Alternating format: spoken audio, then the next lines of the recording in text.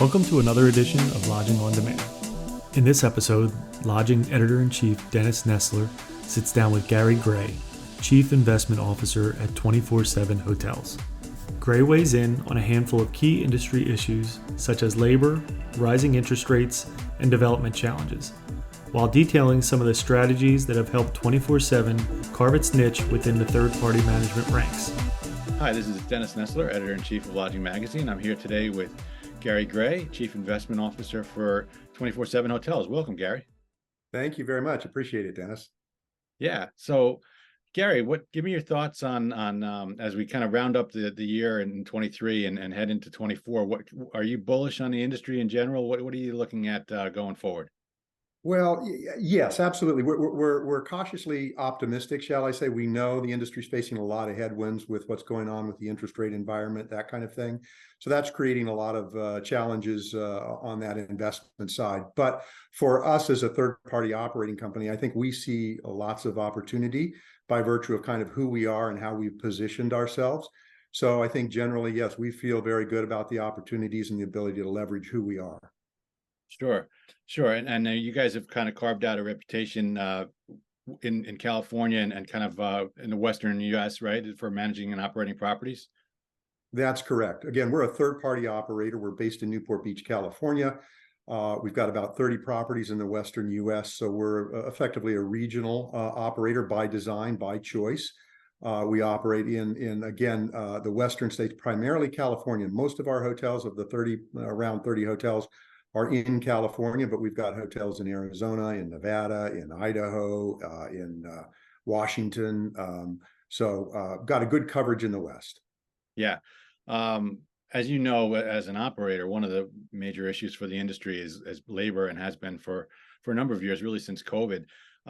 What's your outlook in terms of labor, and what are some of the things maybe that 24/7 is doing to ensure that you're able to continue to service guests well and continue to keep that moving in the right direction?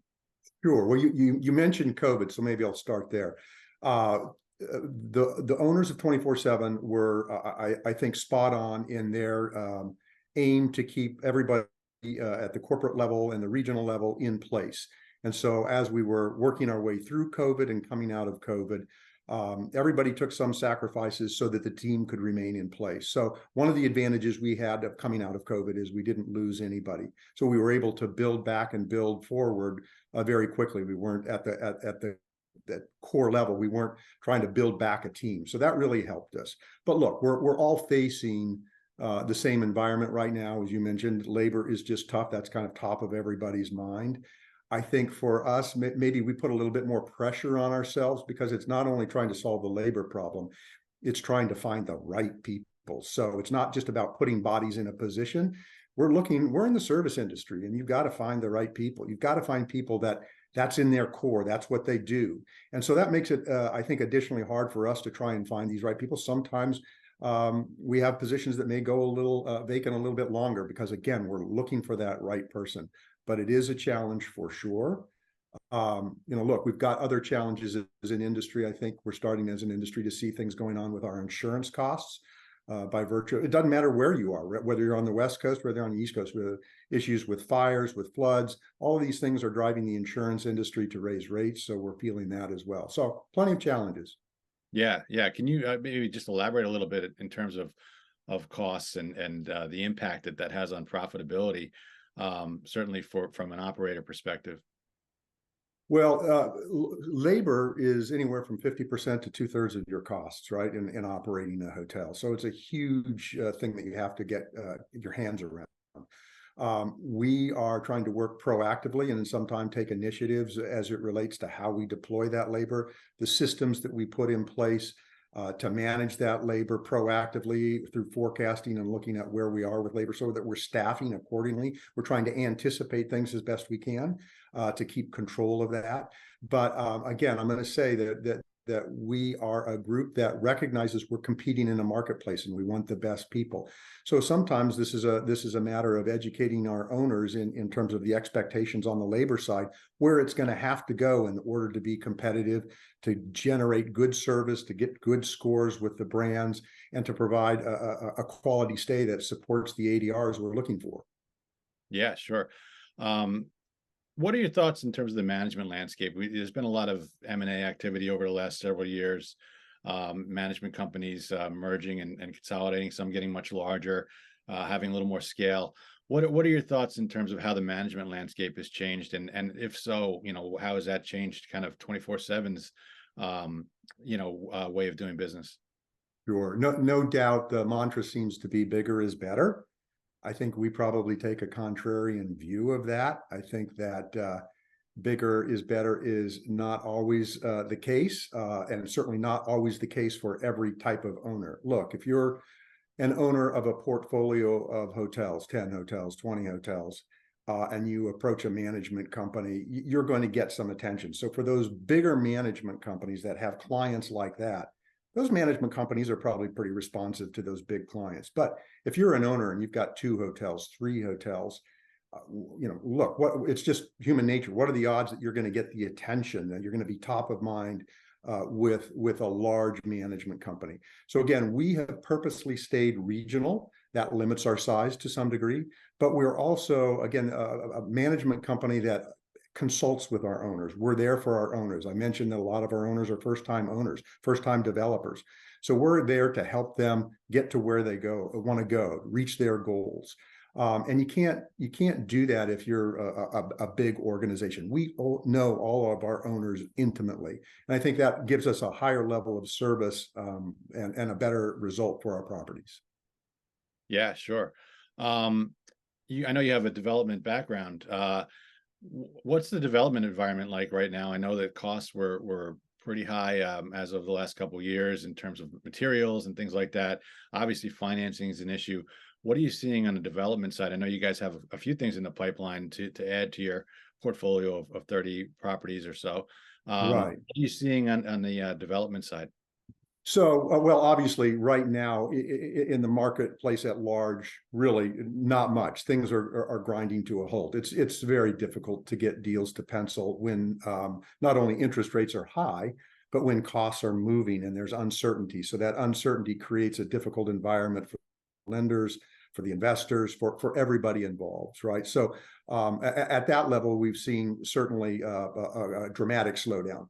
However, for us, we are fortunate that we have some relationships with groups that have been able to remain active because they're using their balance sheet. So we're working with some brands that are actually active in new development. So for example, we'll be opening this month, in the month of December, a hotel in Burbank. We'll be opening a hotel in February in Denver. We'll be opening later in the first quarter a hotel up in Spokane. And we'll be opening a hotel in Southern California in the community of Norco by mid-year next year. So despite what I just said about the environment, we have a very nice and robust pipeline of development deals that are actually in construction. And that's a big plus, obviously. If you've got the financing in place, you're down the road, your costs are for the most part locked in, you can execute on those. But for the environment, for those just trying to get started right now, it's incredibly difficult. Yeah, sure. When you look at some of the capital markets and capital market structure, pricing seems to the bid-ask gap has been pretty large for the last few years. What are you seeing in terms of asset values and potential opportunities that way? Well, like the development market, it's a very difficult market. It's difficult to get things done. So look, everybody's pondering what's going to happen next year. There are groups that are lining up with capital, thinking that there's going to be a lot of distress, and there are going to be opportunities there. Personally, we've seen a number of periods where there have been dramatic down cycles: 9/11, the Great Recession, COVID. And we're a little bit more of the mind that the money's going to be patient on the ownership side. And we're going to see things kind of get stretched out a little bit. And hopefully that gives time for some of the cap rates to compress, and we'll see the transaction activity increase, because right now it's very difficult to get something to underwrite. We're looking at an opportunity in Southern California with one group, which we think the metrics work. Actually, they're difficult to find. And we've got a second opportunity in Southern California where we're dealing with an ownership group that capital is coming from outside the country. So they've got a little bit of a different dynamic in terms of dealing with the debt markets, or in fact, not needing to deal with the debt markets. So there's kind of some needle in the haystack opportunities we found on the acquisition side. You mentioned next year. What do you see next year in terms of, I know it's an election year, obviously the interest rates, I think you referenced earlier.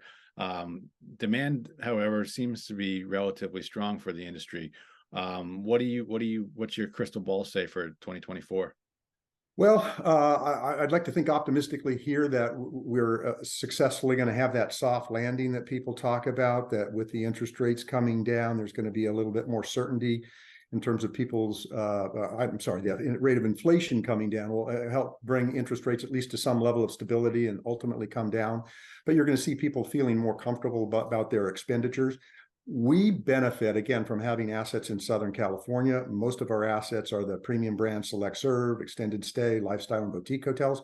So we're not exposed to the urban centers with big box hotels and the need to fill up on the group side. So I think we're going to experience a good 2024 in terms of demand.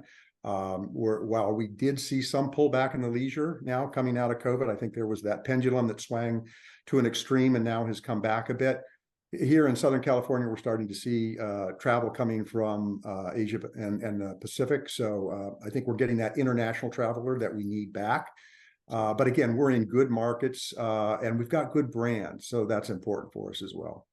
No question. And international travel is a key piece. How about business travel? Are you seeing any uptick with that? We're seeing some uptick. We're seeing some in some markets, this return to the office, and that we're benefiting from that. But we're not expecting a wholesale return in 2024 to some of these markets. We have some hotels in the Bay Area, and it's still soft up there, no doubt, in terms of the return to the office and those markets. Yeah, no question. Gary, thank you so much for your time and your insights today. They were great, and we really appreciate it. Well, thank you for having me. I appreciate it. Happy New Year to you. And you as well. Take care. Thank you. Bye. Thank you for listening to Lodging on Demand. If you want more content like this, subscribe to Lodging Magazine on YouTube. You can also subscribe to Lodging on Demand wherever you get your podcasts. For news and updates, follow @Lodging Magazine on Twitter, Facebook, Instagram, or LinkedIn, or visit us at lodgingmagazine.com.